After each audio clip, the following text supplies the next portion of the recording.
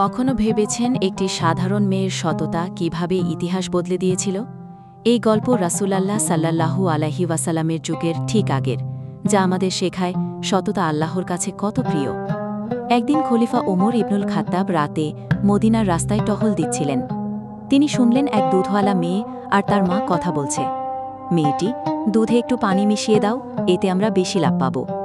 মেয়েটি উত্তর দিল, মা, আমিরুল মোমিনিন ওমর দুধে পানি মিশাতে নিষেধ করেছেন। মা আবার বলল, কিন্তু ওমর আমাদের দেখছে না।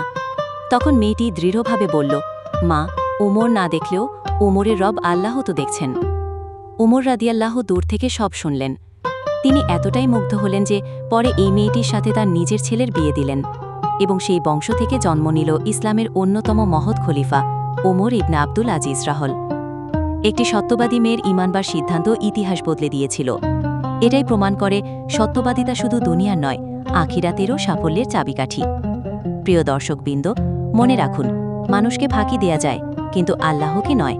তাই সবসময় সত্যবাদিতা আঁকড়ে ধরুন।